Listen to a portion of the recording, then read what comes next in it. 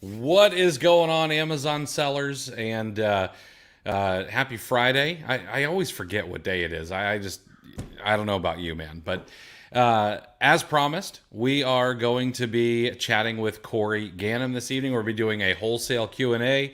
Wholesale has seemingly been on everyone's lips over the past couple of months. If you hang out on any social media platform, it seems to be the talk du jour. And so we figured we'd bring in Corey and we'd chat everything wholesale, answer all your questions. I've got a bunch that I've got ready to go, and I see some already in the chat. And so if you have a question, you're more than welcome to bring it live, and we'll answer it live. But I've got one question I want to answer already. Because of course we are going to be talking about the wholesale challenge, and one person is curious, why is it called a challenge? Why is it called a challenge? Isn't it just a course? Yes, it is a course. However, we call it a challenge because the format is a little bit different.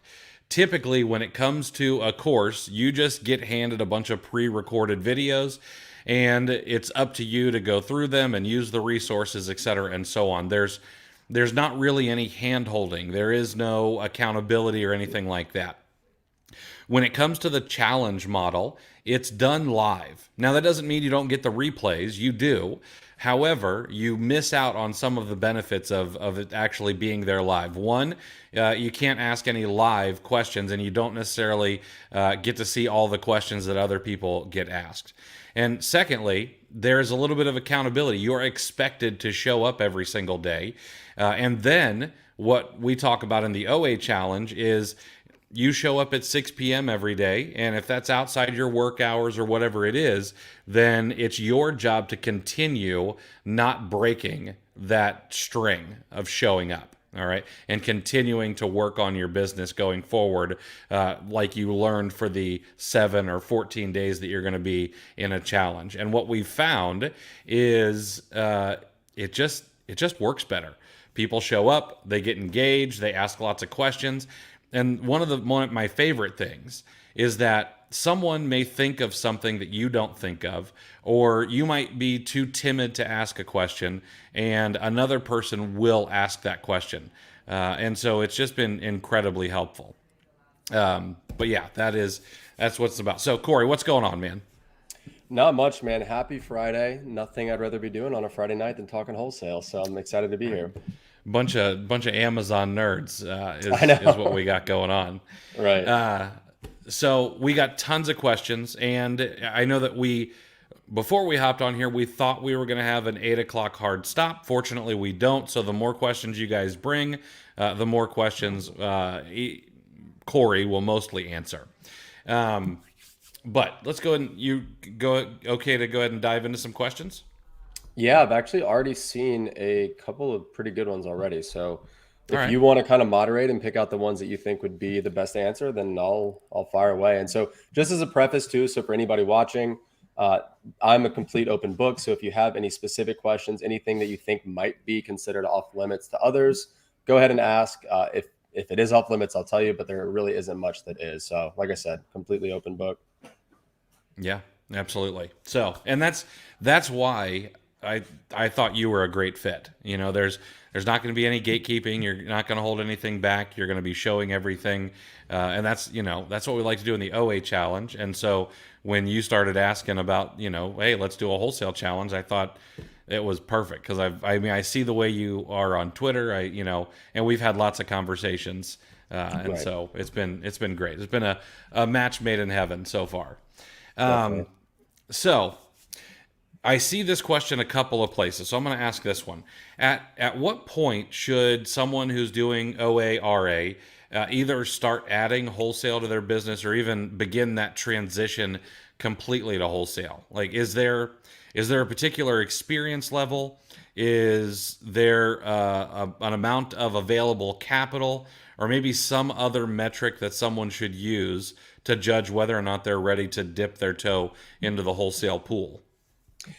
So The answer to your question is yes, and that's such a good question. It's one of my favorite ones because I get it so commonly, and I feel like my guess is that not 80 to 90% of people watching this stream right now are probably OA sellers or they're retail arbitrage sellers, or maybe they haven't even gotten into Amazon yet, but they are interested in wholesale. So when it comes to making that transition from a retail arbitrage or an online arbitrage to wholesale, in my opinion, there's a couple of things that I would like to see you do first before you make that jump. Now, let me preface this by saying that it is not impossible to start on Amazon brand new, starting with wholesale, and not, like it is possible to do that and be successful. In fact, I was talking with somebody last week. He doesn't even live in the US. He lives in New Zealand. 5 months ago, he started selling on Amazon, started with wholesale, and it's only been 5 months. And we were having a conversation because he's got an opportunity on the table for a seven-figure exclusive directly with a brand. Oh, And wow. he skipped the online arbitrage phase. He skipped the retail arbitrage, went right into wholesale. So totally possible. As far as people that are in that phase, looking to make the transition, first thing I recommend is on the capital side. And I even saw somebody already kind of ask this question in the chat. But when it comes to wholesale, the capital requirements are naturally going to be larger because you're buying more products, you're buying more units at a time. You're just putting in a bigger investment, right? So I always recommend people start with at least $3,000 to $5,000 in capital for wholesale, really closer to that $5,000 number. And keep in mind, this is excluding any like investments you're going to make in information. So if you're going to participate in the wholesale challenge, I still recommend you have an additional $3,000 to $5,000 in capital for inventory. Now, the second thing I recommend is I recommend that you at least have the foundation in place when it comes to selling on Amazon. And now what I mean by that is I want you to know how to read a keeper graph, right? If you know how to read a keeper graph and you know how to make smart purchasing decisions in an arbitrage context, it's the exact same process in wholesale. It's just you're just dealing with bigger numbers at the end of the day. So having those key foundational skills in place is going to set you up for success in wholesale. The only other thing that I would recommend, and this isn't even really a 100% requirement because some people do start by outsourcing their prep from the beginning. They start out with a 3PL, right? But I always recommend that you at least have some shipping experience under your belt, right? I want you to have created FBA shipments. I want you to have labeled products. I want you to have polybagged products, ideally hundreds of times, right? So that when you go to hire that 3PL and outsource that part of your business, which is what I teach and what I think Chris can agree with as well, that you know how to kind of manage the manager, right? So you know how that process looks so that when you hire someone to do it, you know if they're doing it right. Absolutely. I agree 100%. So one of the things you said there, having $3,000 to $5,000 and you're going to be working with some bigger numbers when you source and things like that brings me to the next question. And I've seen this from a couple of people. One person says, I can only find suppliers with high MOQs. What am I doing wrong? And so I kind of want to break this down in a couple of ways. One, Well, and first, can we define MOQ too, just in case anybody on the call is not aware? Absolutely. You mind if I take that one? Sure.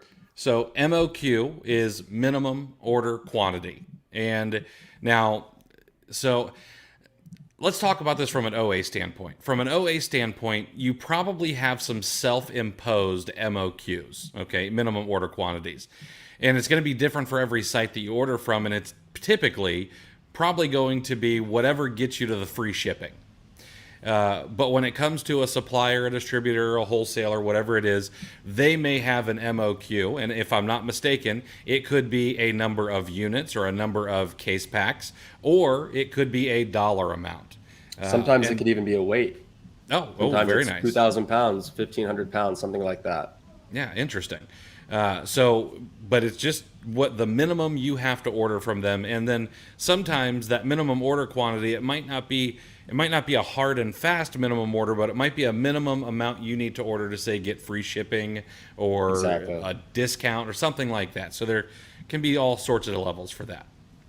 But that's minimum order quantity. So I've heard a lot of people say, well, I'm afraid that I can't spend that kind of money for a minimum order, or I can only find suppliers that, I have to spend 5,000 or 10,000. That's my minimum order quantity.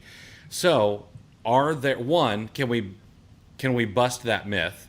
And two, what do you do to find these places that you might be able to order smaller quantities at? So another good question, one that I've gotten a million times, and I know that a lot of people have. So when it comes to minimum order quantities, one, it is going to be supplier specific. And like you said, Chris, a lot of times suppliers don't have a minimum to work with them. They just have a minimum to get free shipping. And so to give you some context, as of today, we work with really 4 to 6 primary suppliers make up our entire business. And I don't believe any of them have a minimum order, period. I could place a $50 order with them if I wanted to. I could place a $500,000 order with them if I wanted to. The difference, like we said, is we have to place a certain minimum to get free shipping. So the myth that you've got to be spending thousands of dollars just to get an order on the books just isn't true. At the end of the day, it's probably just the supplier you're working with either isn't a good fit, or maybe they are used to working with much larger customers, which in that case, it probably doesn't make sense for a newer seller or maybe even a smaller seller to work with a supplier like that. Perfect. And this probably leads us into James's question here.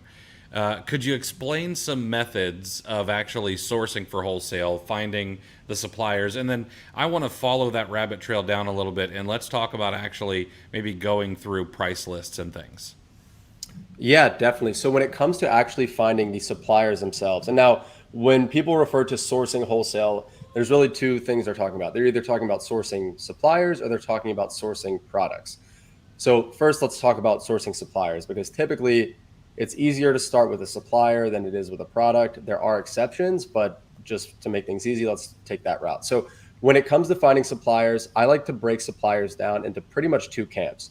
So you've got your brands, which are the manufacturer themselves, right? And then you've got your distributors, which is an authorized distributor of that brand. And typically distributors carry 10, 50, 100, 300 different brands, right?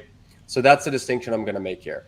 Now, when it comes to reaching out to the brand themselves, the number one best way and the best tool on the market for doing that brand direct research and finding the ones that you want to reach out to is called Smart Scout. So if any of you are not familiar with Smart Scout, I've actually got a bunch of free YouTube videos on my channel going into detail on how I use that tool to find brands. And it is going to, I mean, it would require a little bit of screen share to kind of explain that in detail, but just suffice it to say that it has a brands feature where I like to just choose a category. I like to set a couple of filters. So for example, I like to filter out any brands where Amazon is dominating the brand, right? I like to filter out brands that only have 1 or 2 sellers on average, because typically those are going to be private label brands. And then I like to set a couple other very small filters. We try to keep things pretty broad, like I know you teach folks when it comes to tactical arbitrage.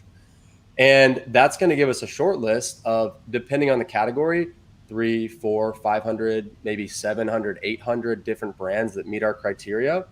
From there, it just comes down to opening up those brands on Amazon, which with Smart Scout is a one click, taking a very quick look at their products. And then, like I said, just confirming those things that we talked about, making sure Amazon's not dominating the listing, making sure it's not a private label brand. And then from there, all I'm doing is I'm Googling the company name. I'm putting their email and their phone number in a spreadsheet. And then either myself or someone on my team is going to reach out to them using one of the email templates that we provide in the challenge, and really just look to open the door to that relationship. Absolutely. And then I guess, do you want me to touch on the distributors real quick as well? Yeah, absolutely. Okay, so keep in mind, guys, that process that I just mentioned is primarily for brand direct outreach. So Smart Scout simplifies that process immensely. Now, when it comes to finding distributors, the best way, in my experience, this is how we found all our suppliers, and people might think it's a cop-out, but it's true. Google is your friend when it comes to finding distributors, okay? Now, there's kind of an art, well, there is an art to using Google to find distributors, okay? So you're going to want to try different keyword combinations. You're going to want to start locally, then you're going to want to expand regionally, and then only as a last resort are you going to want to look nationally for suppliers for certain brands.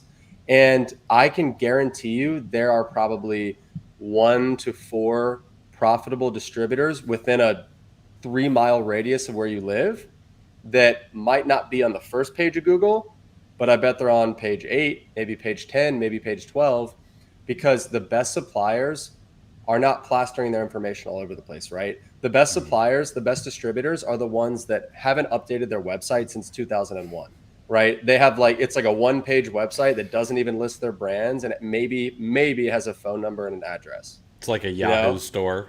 Yes, exactly. So it's like those are the best ones. They're usually hidden. So when it comes to finding distributors on Google, it takes digging. It's not, oh, I reached out to the first organic result on page one and they were too big or they shut me down. Well, that's not the type you want to be working with anyways. Yeah, there's a saying in the SEO world that the best place to hide a dead body is page 2 of Google, and it's the same way when you're I've never looking heard that. for That's funny.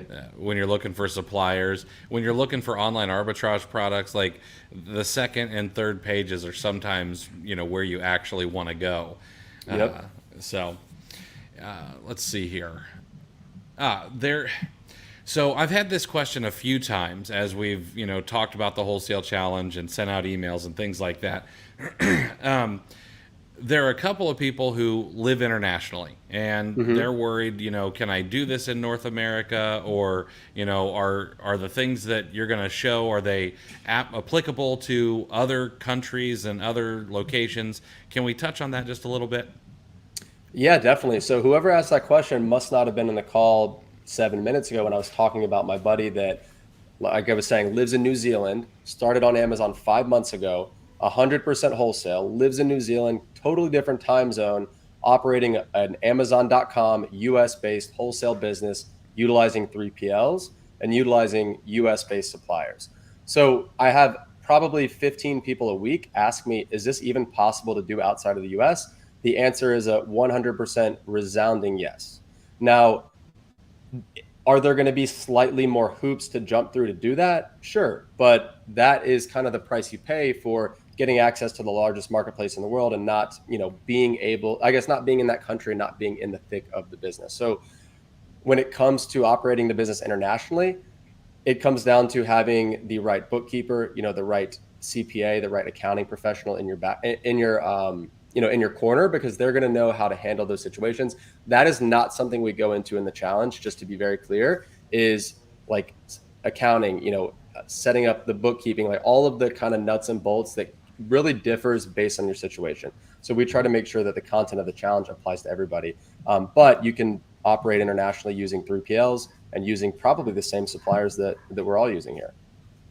And honestly, one of the things that I think, and this is just a personal opinion, but I think that some marketplaces, let's say Australia, for example, where Amazon is not the biggest e-commerce website in Australia yet. They will be eventually, but right now it's actually eBay. I've got some friends in Australia, and that marketplace is essentially untouched when it comes to Amazon sellers reaching out to distributors and suppliers. But there are obviously distributors, suppliers, wholesalers in that country. So, I mean, and honestly, the methods you're going to teach are going to apply to any marketplace. It's a business to business type transaction, and that, I don't know, that language kind of works everywhere in my opinion.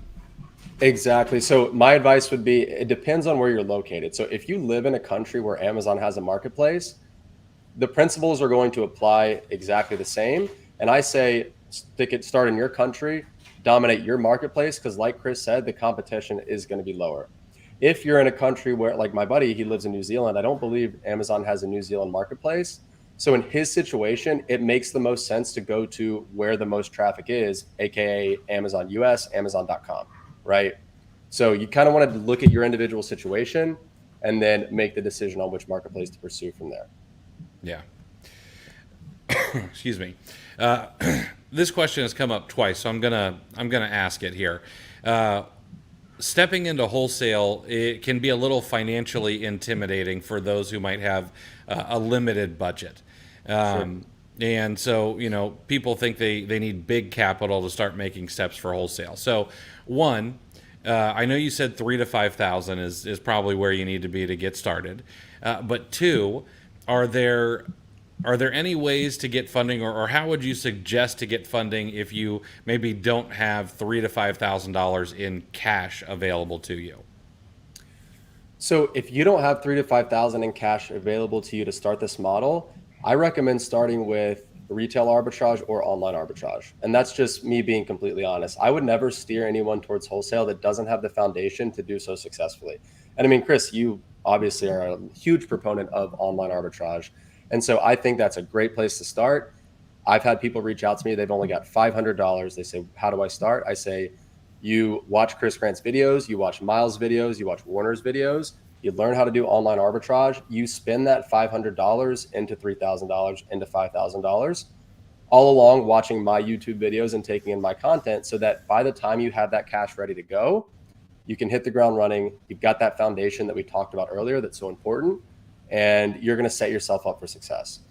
And I think one other thing I want to address on kind of the capital front. So I think there's a misconception around like people, if I say, oh, you need 3 to 5,000 to start, I think some people might think that they're going to be spending that whole $3 to 5,000 in one go or in one week or in 1 month, right? That's just not the case.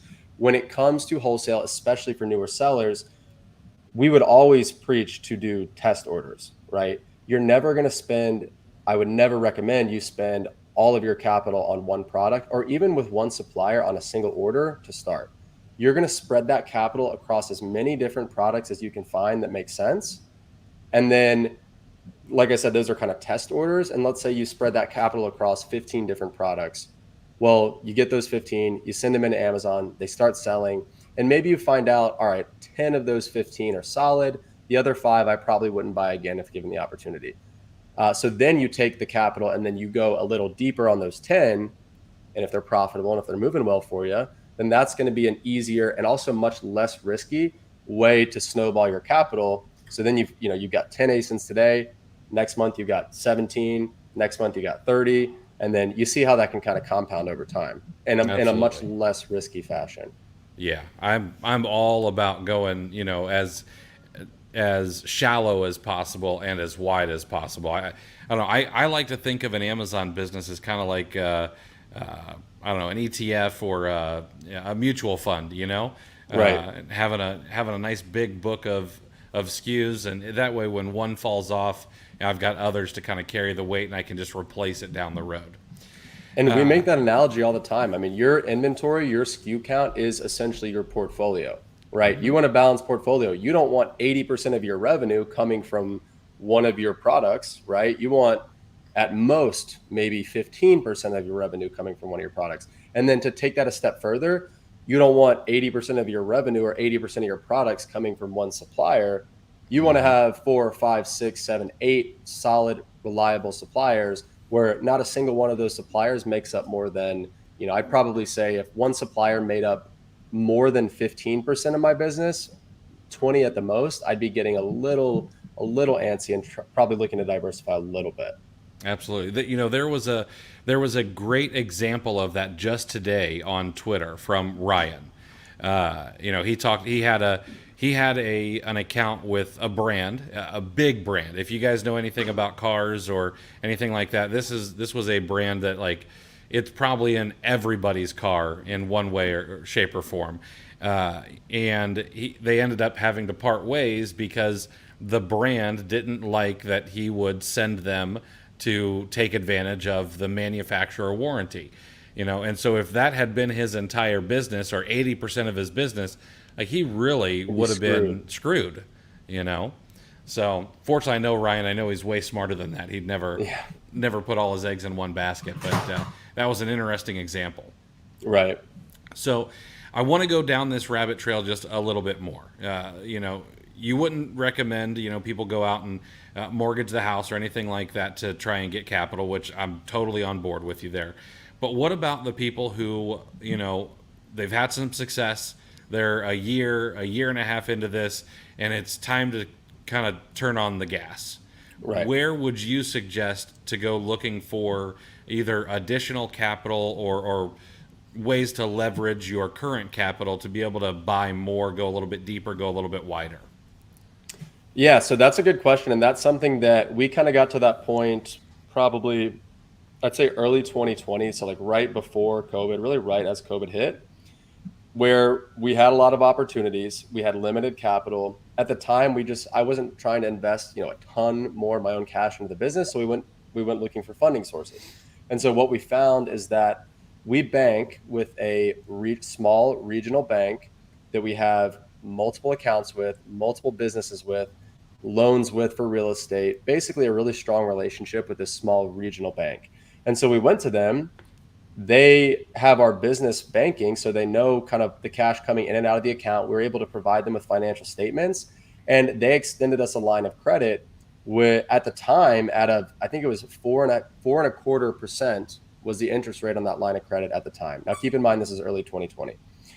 And since obviously that rate has increased, but that line of credit with the bank has proven to be invaluable in scaling because we can tap into that line whenever we need. We have access to that capital and we can buy inventory.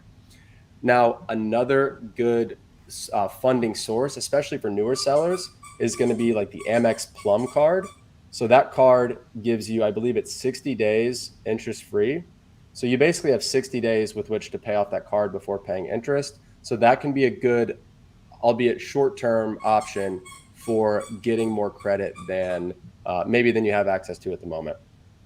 Perfect. And then the last thing I would recommend is to take an Amazon loan. So some of you, especially if you've been around for a little while, especially if you've been doing decent numbers, you'll get a loan offer from Amazon where, Amazon will offer you $20,000, $50,000, $100,000, and that cash will be in your account within 2 days, typically. We've done that before. We took a $20,000 Amazon loan back in 2021, I want to say, paid it back within a couple months, and it worked out great. So that's another potential source as well. And awesome. My dog is chewing on this toy, so continue. I'm just going to take it out of his mouth. I hear a good boy playing with his toy.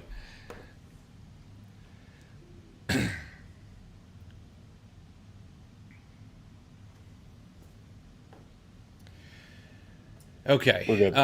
Now, something that I pride myself on, and I believe Corey prides himself on as well, is kind of being an open book and being forthright and honest. So I'm going to answer this question that I typically would ignore. All right. And the question is, how is this different from Larry Labarsky's course, Watch Me Amazon, an absolute killer in the wholesale space, someone I happen to have a lot of respect for, I think is an incredibly smart guy. And I'm going to be honest, I have never taken Larry's course. So I have you? Okay. So I can't tell you how it will be different because I've never seen Larry's course content. So if you want to take that, or if you have any comments on it, I'm happy to have you do that. Yeah. So first of all, Larry's course is fantastic. It's the only wholesale course I've ever paid for. I took it as soon as he released it. And the reason I even bought it is because he had been giving out so much good free information for so long. I mean, in my opinion, he is like the OG. In fact, he's the one that I found out about wholesale from. I didn't even know wholesale existed until I found him. So his course is fantastic. The information is top notch. It's just different, right? Our offer is just different. Ours is more hands-on. It's a live training. There's Q&A. There's a Facebook community that comes with it. There are replays. Like there's just a whole lot of, I guess, different things that we're offering versus his is a little more self-guided. His is definitely much pricier as well. But yeah, so those are the main differences. It really depends on, I think, how you learn best. And if you feel like you learn better with having the ability to ask me questions and being in more of a community setting, then I think the wholesale challenge is just going to be better suited to you. Yeah. Let's see. And Jeff says if it's going to be anything like the OA challenge, it's going to be awesome. I think it's not pound for pound, but dollar for dollar. I think that Corey has come up with something that's going to be it's going to be a monster once people see how much value is inside. So, let's see. We've talked about that one. Josh is curious, and you can say yes or no to this, but how many distributors do you currently have? And then I have a follow-up question to that. Yeah. So actually today we were looking at kind of our supplier mix and who we're mainly working with right now. And like I said, there are really 4 main distributors that we're working with right now, along with, I'd say, 2 to 3 primary wholesalers, which I can go into the difference between a wholesaler and a distributor if we need to. There is a slight difference. I usually try not to bring that up just to keep from confusing folks. And then when it comes to brand direct accounts, there's two main brand direct accounts that we're purchasing from right now. And I don't know if anybody saw my tweet today, but that actually is one of our initiatives going into this quarter, is to start working with, I said, I want to work with 5 new tool or automotive brands this quarter. So that's our goal going into this quarter. And I take it you want to try to get brand direct with Exactly. those? Yeah. Okay. And that was a result from a conversation I had with Ryan actually about a week ago. Ryan's a buddy of ours, very large wholesale business. I think I said he's 90%, 90 to 95% brand direct. Mm-hmm. And, there's some pros and cons to that model, but I like what he's got going on. So I want to, try to take a little more of that approach this quarter. Yeah. Ryan is an incredibly smart dude, a great guy to be able to pick his brain when you have the opportunity. And so my follow-up question to that was, I know you want to go with a couple more brand direct, but how many suppliers or distributors would you ideally like to have in the next, let's say, 2 years? So I honestly think that's kind of a trick question, because a lot of people think, oh, you want to have 20, 30, 50 big suppliers, right, that you can access at any given time. Really, at the end of the day, quality is so much more important than quantity when it comes to everything. When it comes to your product portfolio, when it comes to your supplier portfolio, everything comes down to quality versus quantity. And even 2 years from now, I'd like to have, at most 8 to 12 really solid primary suppliers that we're buying from on anywhere from a weekly to a monthly basis, right? And some people might think, oh, 8 to 12 suppliers, that's not many. Well, if you're spending $100, $200, $500,000 a month with one of those suppliers, you can see how a small amount of suppliers can create an 8-figure business, possibly even a 9-figure business. So again, quality is the focus as opposed to quantity. Perfect. Tech News actually has a couple of good questions here. I want to go over these. So what are you using for profit calculation? Not on a per ASIN basis, like a rev seller or a seller amp or anything, but for your business in general. Is it Seller Board? Is it something else? So we are using Seller Board. Seller Board is by far the best tool on the market for that. I do have a discount code for that if you were interested in checking it out. So if you are, just DM me on Twitter and I can send that to you. But Seller Board, like I said, is the most advanced. It's the most detailed. It's also the most user-friendly. Their interface is very intuitive. It's really the only thing that I look at on a regular basis in terms of Amazon tools these days. And it has all but replaced my Amazon Seller app. So instead of going into the Amazon Seller app and just seeing our revenue for the day, instead I'm pulling up Seller Board and seeing my profit for the day, because that's all I care about. So it just makes that whole process much easier. I gotta stop being a Luddite and hop on the Seller Board train, I guess. Yeah, it's awesome. It's really good, and it's cheap too. I think we're we're in their middle tier program, and it's $34, $35 a month. It's crazy. That is cheap. Tech News is also curious. They are doing 150 to 200K a month currently. They don't say it per month. They say 150 to 200K. Where do you think the challenge might be able to add value to their business? So, good question. It depends. What are you stuck on? What's the challenge in your business right now? At the end of the day, during the wholesale challenge, we're going to be going over the main pillars of wholesale. So each day is going to be dedicated to one of the pillars of wholesale. So maybe your weakness right now is finding suppliers. Well, a whole day is going to be dedicated to that. Maybe one of your weaknesses, maybe you're great at finding suppliers, but you can't really get the accounts open. Well, a whole day is going to be dedicated to how do we contact suppliers? How do we actually get accounts open when we have good leads on hand, right? And maybe one of your problems is sourcing actual products. Well, again, we're going to have an entire day dedicated to, now that we've found good supplier leads, now that we've gotten accounts opened, how do we actually turn an open account into a purchase order, right? So we go through that whole process for finding products. It depends on what your bottleneck is, but I guarantee you there's going to be something for you. Nice. And Cheryl is curious. She's been fortunate enough to open up several wholesale accounts, but she's found that often their prices are close or even more than retail prices. So I guess what's the disconnect there? Why should she do wholesale if retail seems to be cheaper? Or is there something else that could be causing that kind of issue? Yeah. So Cheryl, that again I wouldn't say it's a common like inquiry that I get is, oh, well, my suppliers they're charging retail, or I can get it even cheaper on Amazon. But it is something I get from time to time. And chances are, Cheryl, that these suppliers you're working with are not legitimate distributors or wholesalers. They might just be calling themselves a distributor or a wholesaler, or they might be, three or four people down the supply chain with the manufacturer up here, and then under the manufacturer is a legitimate distributor, and then it goes through, two to three other parties to get to your seller, and then to get to you. Well, obviously their price is going to be about at retail because it had to change hands 5 times. So at the end of the day, it sounds like a supplier quality issue. Okay, so in the challenge, I mean, we can go over this right now. I've talked about this many times. We go over the 3 main criteria that a distributor needs to meet for us to consider working with them, right? And as long as a distributor meets those 3 criteria, we can be very confident that we have the potential to work with them, because if they meet those 3 criteria, it just comes down to them having profitable pricing, which is the most negotiable thing out of the whole ordeal. You see? Nice.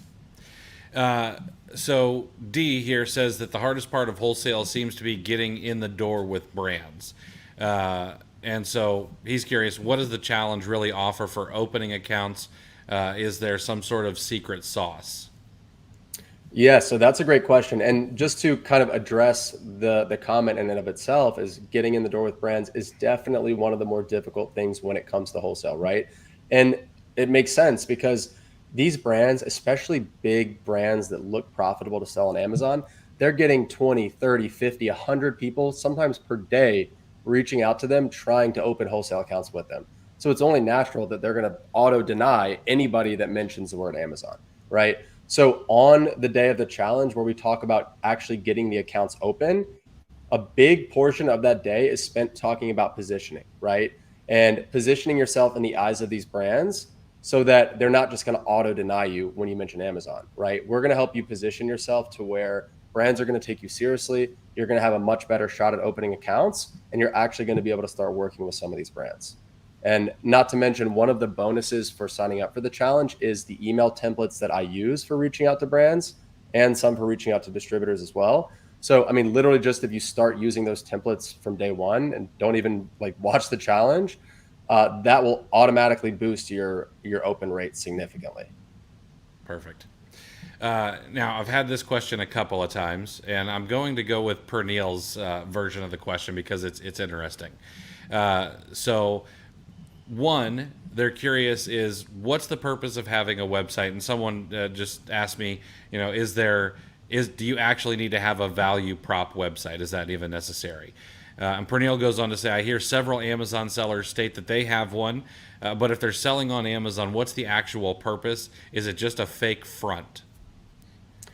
So it's definitely not a fake front. And I will give you guys both my, my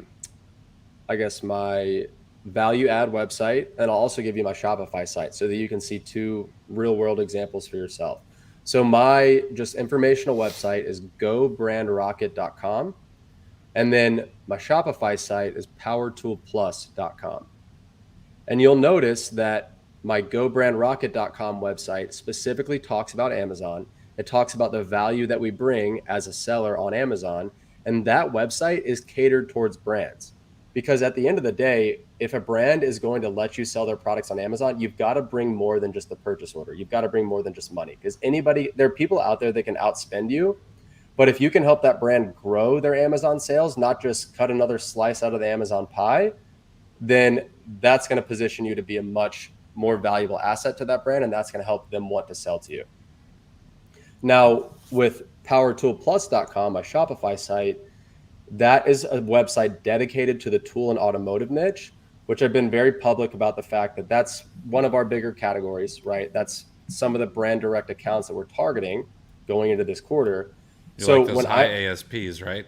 Yes, exactly, because they're high. The sale prices are high, much less competition. But the reason for that is when we're reaching out to some of these tool and automotive brands and some of these tool and automotive distributors, we want to be able to show them, hey, we've got multiple online sales channels, right? We don't just sell on Amazon. we've got a website dedicated to products just like yours, right? So showing them that, hey, we're a customer like you're normal, like you're used to working with. We're one of your normal customers. And then also stressing the fact that, we are able to distribute products to other retailers in my network and positioning ourselves just as more than an Amazon seller at the end of the day. I really like that. I like that one particular kind of value prop that you throw in there, that you have the ability to work with other retailers. And because I imagine that you're not necessarily talking about, oh, hey, I've got connections with Home Depot and Lowe's and Ace Hardware. You're talking about being able to bring on maybe other sellers to be able to help you out and things like that, Exactly. especially if there's maybe a large PO that you need to send in. Exactly. And I think that so many more people in the wholesale space need to be taking that angle, because when you think about it, if you're like anybody that is watching this video right now, especially if they're watching it live, they are most likely plugged into the FBA community. They're here on YouTube, they're networking with each other on Facebook, they're networking with each other on Twitter. So, by the nature of everybody being in the same network, every person on this call is technically a retailer, right? Everybody on this call owns a retail business. So, you're telling me that if a distributor has a great product that's profitable, that maybe is doing a lot of volume, you're telling me that if I offered that product to one of my other Amazon seller buddies, that they wouldn't buy it? Like, there's no way. They would be all over that product, right? So by the very nature of me even just having the ability to do that, I am technically a distributor. And when you're in my position, I've got 5,000 some people that follow me on Twitter. I can truthfully and morally soundly say I've got 5,000 retailers that I can distribute to, because it's true. Mm-hmm. I mean, everybody that follows me is an Amazon seller.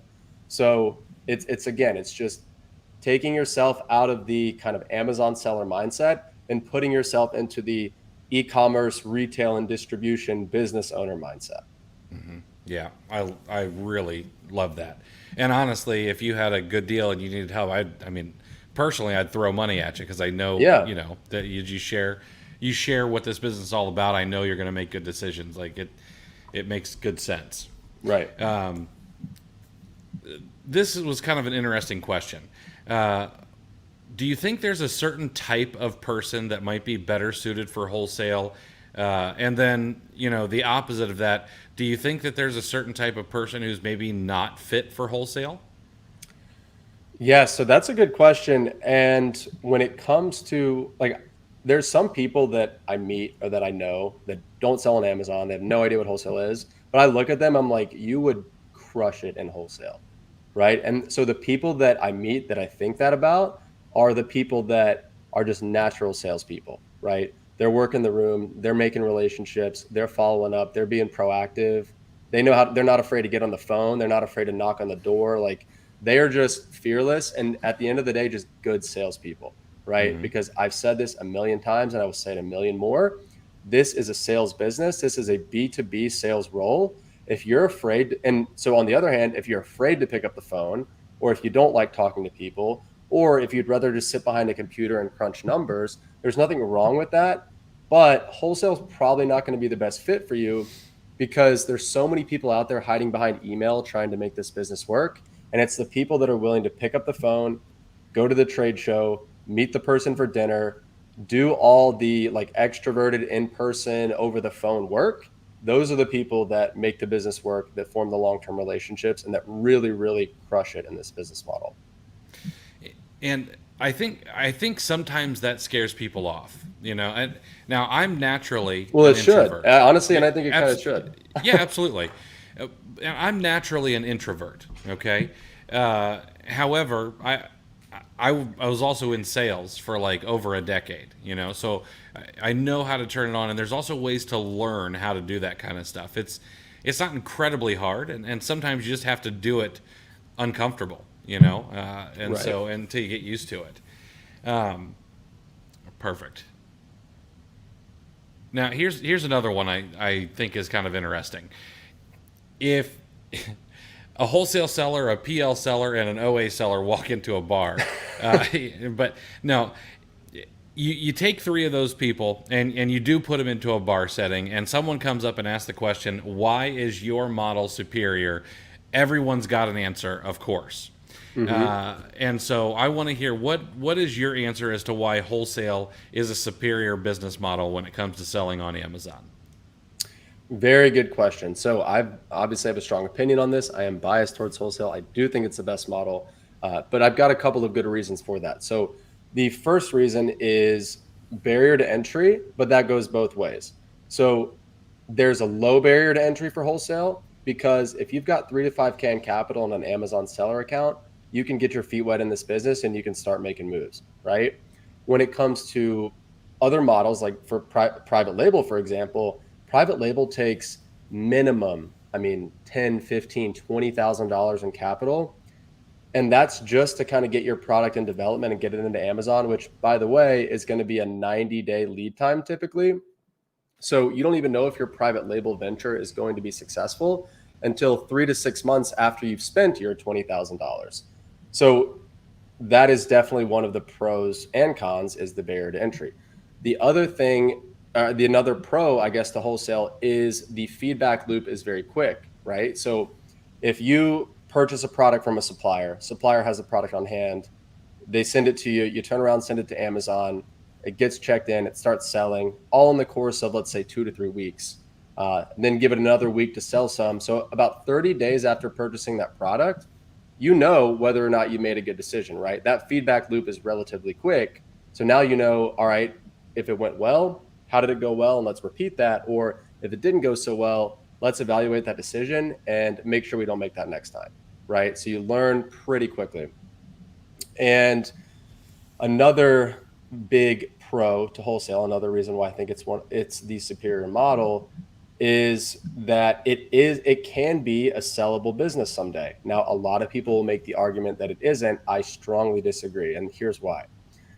So with your wholesale business, it is purely a cash flow business, right? If I were to sell my business today, it wouldn't be worth a ton of money because it's, nobody's really buying anything. It's not really an asset unless I had exclusive agreements in place with certain brands or certain manufacturers as their exclusive reseller, right? And I made this example to someone on Twitter the other day, where if I have an exclusive agreement in place to sell a brand, and that agreement is transferable, meaning if I sold my business and somebody else could assume that contract, then my business is worth a lot of money because somebody would be essentially buying the exclusive right to sell a certain brand. And if that brand is generating $50, $100, $200,000 in net profit per year for me on Amazon, that's an asset because that's a contract, that's on paper, right? So some people will argue wholesale businesses are not sellable. It's not true. They are, as long as they're structured properly and as long as your business model is the proper model. So I could go all day on more pros to the model. Obviously, there's cons. There's plenty of cons. But for the reasons that I just mentioned, I think it is definitely the superior model for selling on Amazon.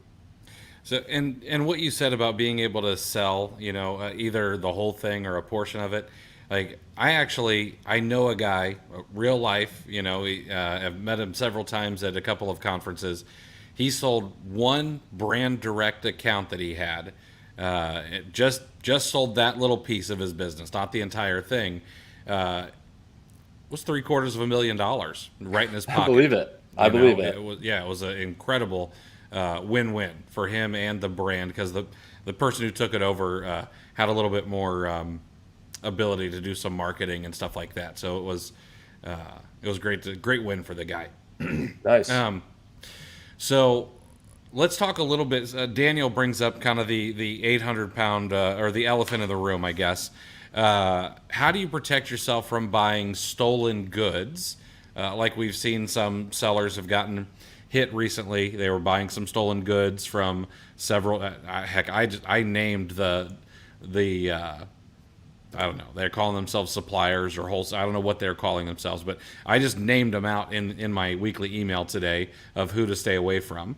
Wasn't it? And I mean, go ahead and share it here just so people make sure they keep an eye out. It isn't like KZ something. There was KZ. Sorry, I'm gonna pull it up here. KZ Trading, I want to say. Yeah, they had like two names. I think KZ Trading was definitely one of them. Let me just pull up my email because I don't keep that stuff in my memory very well.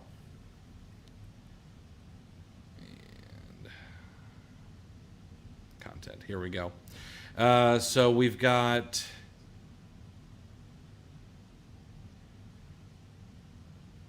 KZ International, NGO Wholesale or NGO Trading, Stride Trading, Juniper Holdings, TV Wholesale Outlet, and then KN Trading are the ones that were found and shared.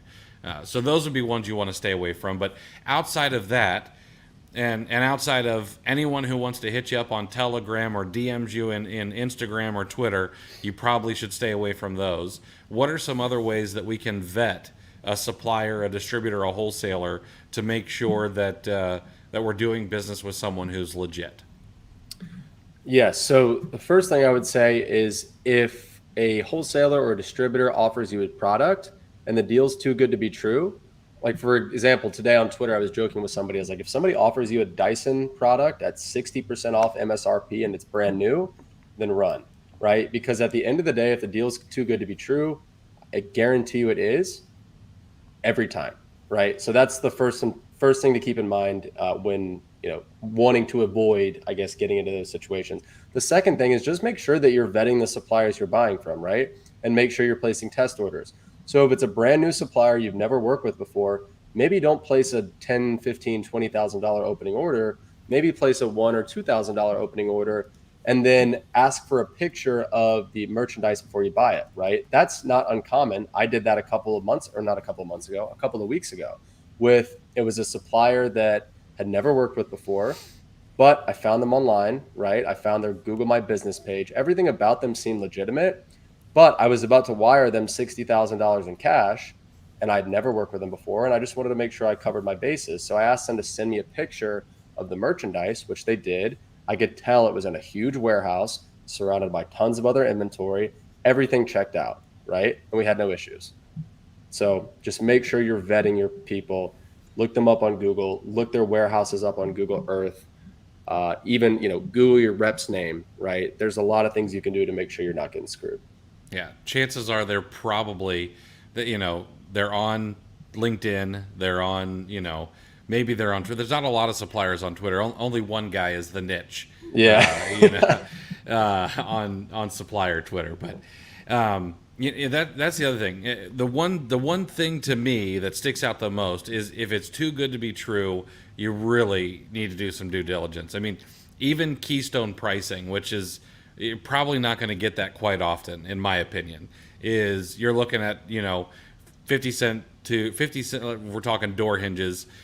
Keystone pricing would be 50 cents to manufacture it, and then the supplier, the distributor, marks it up to $1. They sell it for $1, and then the retailer, they sell it for $2. That's kind of what's considered Keystone pricing. Everyone kind of doubles it going down the supply chain.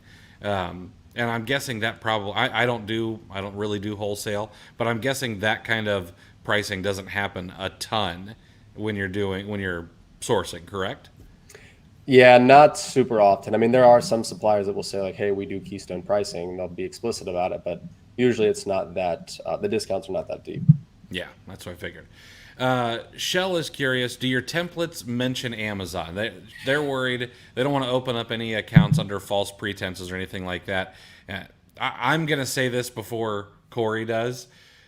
Corey is not someone who lies. It kind of does business above board. But tell me how you kind of get around that issue. And if you want to tell the story of the last ASD where no Amazon seller sign was right above the supplier, I'd love to hear that again. Yeah. So as far as the templates are concerned, to answer your question, they do not specifically mention Amazon. Like I said earlier, it's all about positioning. So these templates position you as an e-commerce retailer and distributor with multiple online sales channels, with the dealer network, right? And also to say the templates you can kind of tweak to your own liking. They're not set in stone. So if there's something in the template that you feel doesn't apply to your business and you don't feel comfortable using that, then by all means take it out. But if a supplier comes back and says, okay, well, do you sell on Amazon or do you plan to sell our stuff on Amazon? You've got to be 100% honest, right? You can lie, you can get the account, you can get maybe 1 or 2 orders in, but that is so short-term thinking because eventually they're going to find out.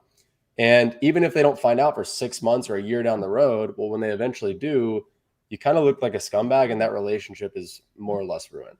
Okay. So you always want to be upfront about that.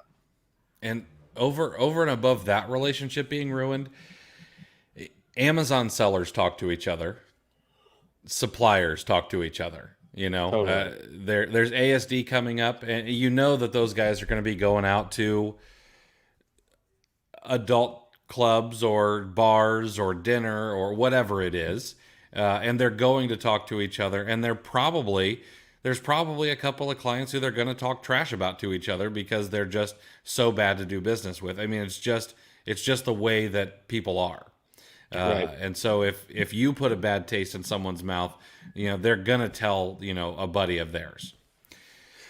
And on to, so the example that Chris suggested I mentioned. So this happened at ASD, which is a large trade show, happened this past March at the show. Now so this company was a distributor. They were both a brand and a distributor. So they manufactured some of their own products, and they were also a distributor of other large brands in their niche. And they had a large booth at the trade show. A lot of people were around them. A lot of people were coming up, talking to them, engaging them in conversation. And at the top of the booth, they had a big red, couldn't miss it, sign that says no Amazon sellers, right? And I'll be honest, I didn't see the sign when I walked up, because if I did, I might not have said something, but I did. I walked up to the booth, and my strategy is always the same. I pretty much just pick their products up off the shelf and try to show genuine interest, right? So I'm kind of looking at this product. I'm like, oh, that's cool. Like, kind of making comments to myself. And this guy walks up to me. I thought he was just a normal sales rep, but turns out he was the founder of the company and the owner of the company, and has been there for 30 years. So we just got to talking, and I actually noticed one of the brands that they distribute. I saw it on the shelf. I said, oh, well, the brand was Taser, right? Like, think like police Taser. I was like, oh, we've actually sold a good bit of Taser on Amazon, which is true. We had at the time.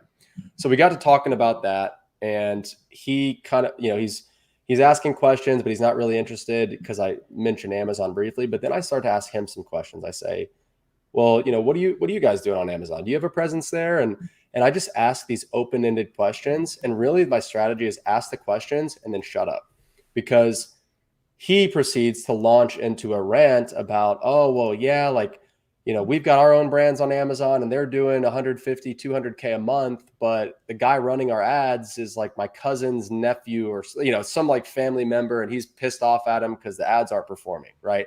So you could tell that Amazon like is top of mind for this guy. It's a pain point. It's something he's passionate about, but he doesn't want me just walking up off the street telling him how to run his Amazon business. Mm-hmm. So I'm asking questions. I'm getting him to open up. And like by the end of our conversation, he asked me if I wanted to schedule a call for after the show to look at their listings, maybe give them some feedback on what they're doing right and feedback on what they're doing wrong. And now we had that call, ended up not being a good fit for what we were looking to do, but I referred him to a friend of mine who owns a PPC advertising agency, and my buddy signed him and paid me, I think, a $2,000 commission for connecting the dots.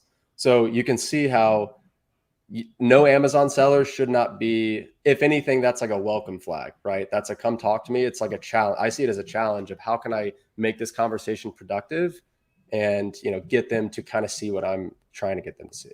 Mm-hmm. Yeah.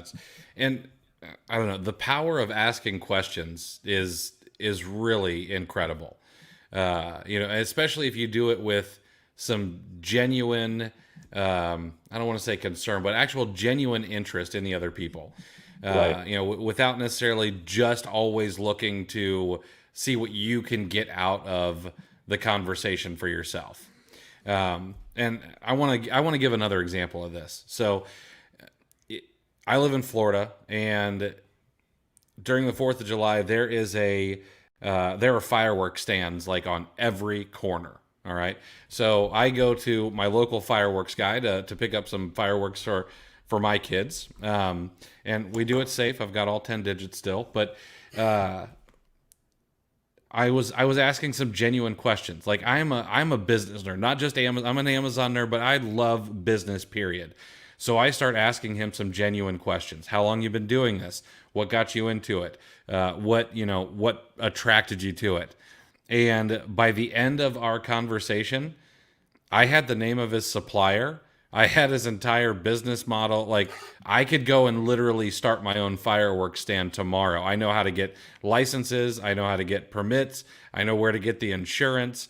And it was just because I was genuinely interested. And after I asked a question, I shut up. Yep. And now I could, like, I even asked my kids already. I was like, hey, if I do this next July 4th, I'm like, would you guys work it? And I'll pay you guys a cut. One of the boys said he wanted 40% of the net, and I was like, Drives never a mind, hard I'll find bargain. someone else, right? Yeah.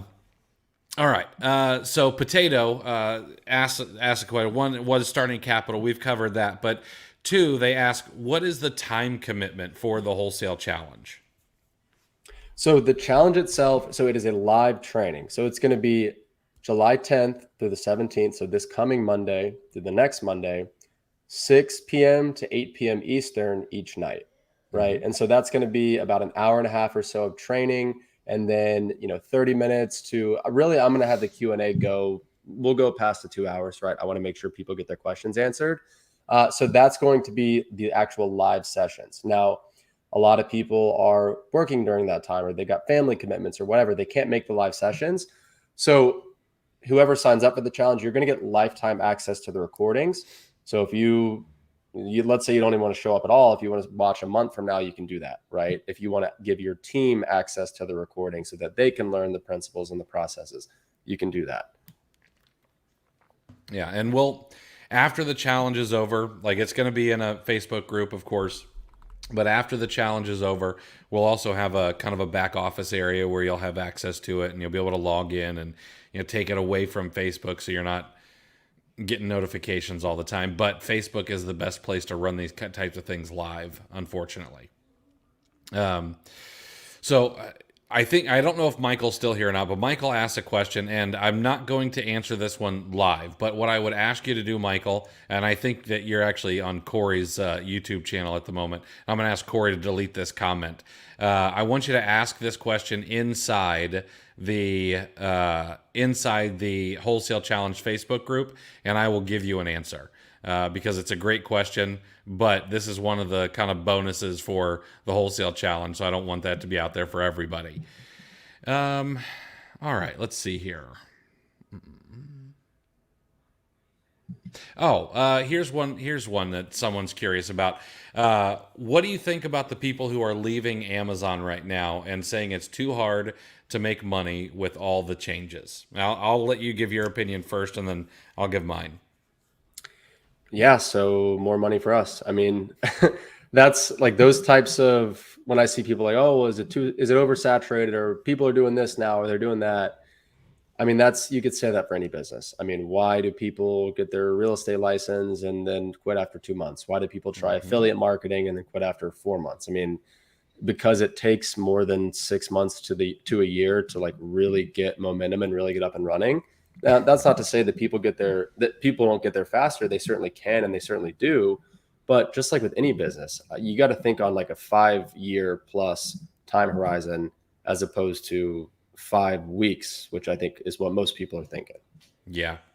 I don't necessarily blame people for this, because what you see on, let's say, Instagram, I think Instagram is the social media channel that's probably the most to blame for this.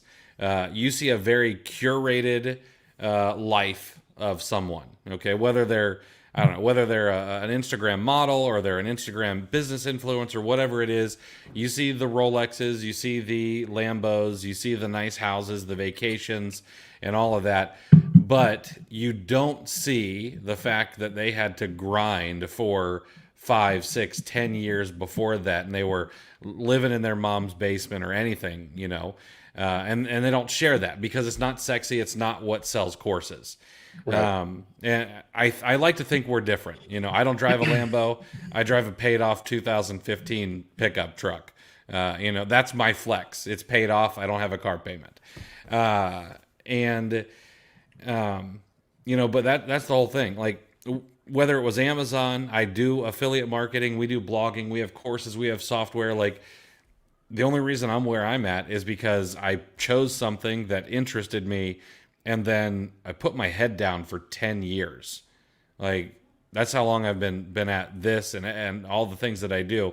It's been 10 years of just slogging away. And then, one day I kind of looked up and I'm like, oh, this is kind of where I'd hoped to be. Right. And then you put your head back down and you get back to it, to the next, kind of the next goal. And just to kind of reiterate that point, so I think there's something to be said for focusing on one thing for an extended period of time. So, for example, like me, I've been doing wholesale for 4.5 years now, wholesale, but Amazon for about 6. But only 5-6 months ago did I start to get into the social media space, start to share what I'm doing, start to work on projects like the Wholesale Challenge with Chris. But that's because it took about 5 to 6 years of head down grinding, only focused on my Amazon business, to get it to a point where now it is run more or less by my team. And I have the time and the energy to hold the Wholesale Challenge and to do the other stuff that I'm doing. Right. So I'd just focus on one thing and focus on it for years, and it'll work. It's just a matter of how long you can stick with it. Mm-hmm. Let's see. We've got Facebook user here says, after opening a new account with a distributor or a brand, how long does it typically take to like get terms with someone? Or is it possible with like adequate credit references to get them right upon opening an account? Yeah. So if you have good references, you can get terms right off the bat. So these days, if we're applying to work with a new supplier and we have a pretty strong feeling that we're going to be able to place an order with them, like maybe we've either already talked pricing or maybe we got a warm introduction, so we have a feeling we can work with them, well, then we'll apply for terms up front, because there's no point in paying up front when we don't have to if we can get terms. But that does come down to having strong credit references and having those credit references build over time, right? And then things like having an account with Dun & Bradstreet, so having a Dunn's number, which also helps prove your business credit and proves your business to be more legitimate. That's another thing you can do. Absolutely. One person here says, already started using the templates. They're awesome. Got turned down, but got a response from a major player, and it wasn't an automated response. That's nice. Fantastic. Michael's curious, is one of the goals of the challenge, is it to get your first purchase in for a supplier if you're new to wholesale? They got their first brand account open and doing the steps each day, reaching out. So just wondering kind of, I guess, what their goal should be if they were to go through the challenge. Yeah, so it is perfectly realistic to expect to be able to place your first order by the end of the challenge, right? Because we kind of go like in chronological order as far as the buy or like the wholesale process. So the earlier days are spent on finding suppliers, reaching out, opening accounts, and then the last couple of days are spent on sourcing the products, building a team, and kind of the stuff that happens after the fact. So there's no reason whatsoever you couldn't learn how to find suppliers on the first couple of days, implement that process into the next couple of days, like during the day, kind of during your time before the actual challenge, and then have multiple open accounts and even a couple of purchase orders on the table by the end of the challenge. There's no reason that couldn't be the case. Nice. Let's see here. All right. So this last question is actually one of mine. It's one I sort of already asked you, but I kind of want to reframe it a little bit. And especially after I saw a post today. Now, this post was from someone who I think does a great job, and I'm not knocking them at all. Although I highly doubt they're watching us, on YouTube or anything. But I saw that they're like, hey, I order X amount of this particular brand every single month. And so I guess one thing that I think I see in the wholesale space, especially on social media, is people talk about submitting purchase orders and not really discussing like the life cycle of SKUs or ASINs. And so in my mind, and maybe it's just me, I think a lot of sellers who are in the OA space, in the RA space, who are used to prices fluctuating, prices eroding, and things like that, think that wholesale is this magic bullet where there's never going to be any of that. Buy box lines on Keepa are completely flat. Sales ranks are always perfect. They're always sub 50,000, and they're just moving right along. Is that the case, or are there some, are there products that that do have price erosion and do tank, and what do you do about that kind of thing? So that is definitely still a concern in wholesale, albeit less so than online arbitrage or retail arbitrage. But I mean, at the end of the day, Amazon's it's a marketplace, right? So there's Mm-hmm. going to be supply and demand factors that play in. If 10 new sellers jump on the listing with a ton of supply and demand stays the same, price is going to come down. Same way it happens in online arbitrage. And to give you an example of that actually happening firsthand this week to the tune of a pretty large order. So there's a product that we've been selling successfully for a while. We're buying it for 16, we're selling it for 32. We were netting a few dollars a unit, and we were selling 70, 80, 100 units a day. It's a very high volume, very profitable product. Sold 1,000 units, sold them great, profitable, bought 1,000 more, sold them great, profitable, bought 3,000 more, which was 32, was $48,000 worth of inventory. They got to FBA a week ago. The day they got to FBA, 7 new sellers out of nowhere appear on the listing. Price goes from 32 to 22. So now we're losing $2 to $3 a unit on $50,000 worth of inventory that we just bought, 3,000 units, right? Now, we're not going to liquidate. We're not going to panic and just liquidate right now. We're going to hold out for a while and see if that price goes back up. But now we're sitting on $50,000 of a product that is not profitable. So it is still very much a concern in wholesale. That is kind of an extreme example.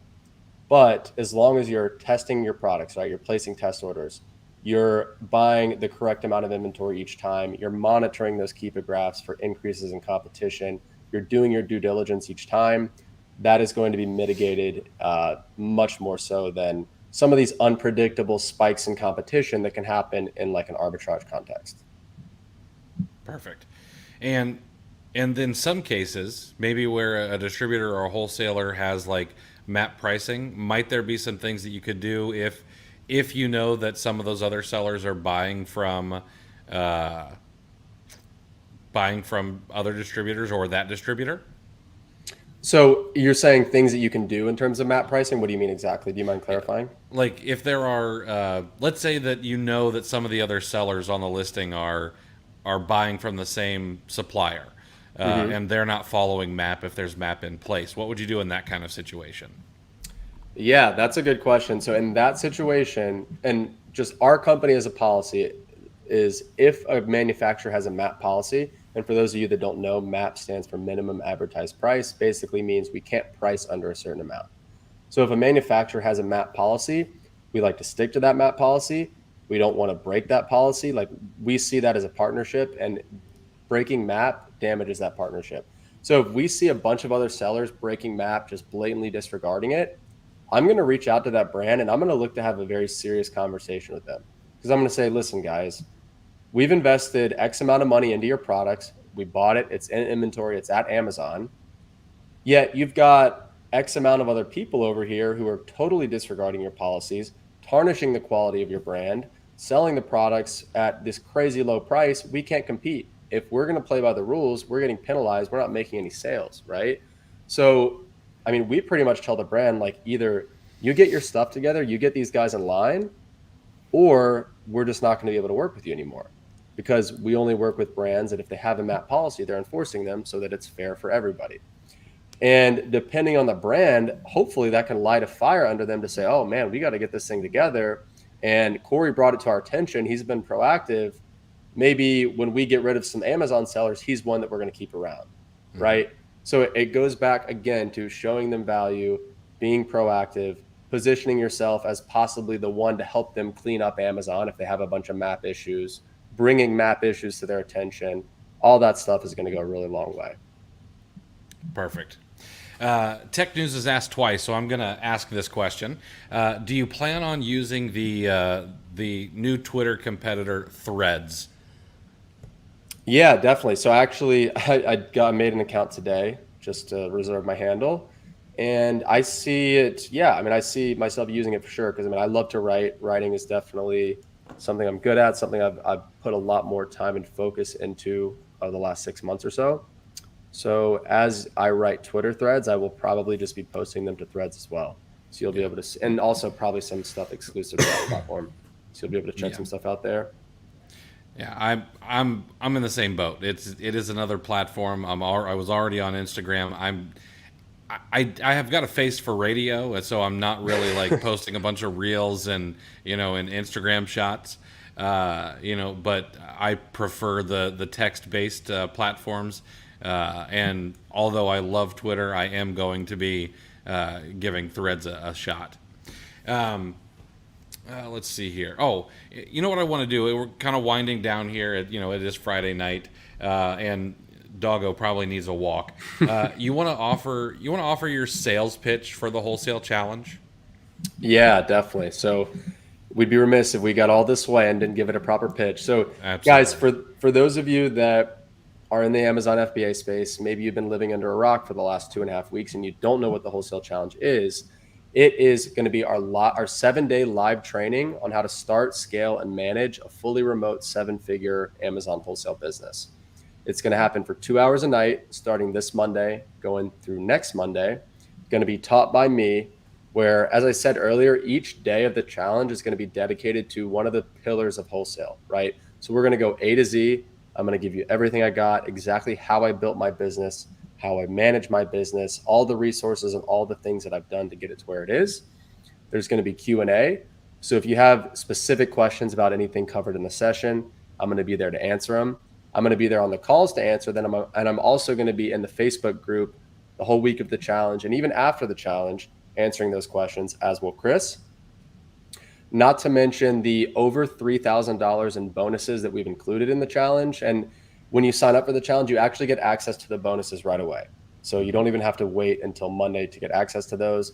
And those are things like my VA playbook. So how to hire, manage, and train a rockstar VA, my trade show playbook that is going to tell you how to dominate trade shows as an Amazon seller, a list of the critical KPIs you should be tracking in your business. So knowing, basically keeping your business on track, making sure it's healthy. You're going to get 10 SOPs, which are standard operating procedures, basically the exact checklist and templates that I use to run my business.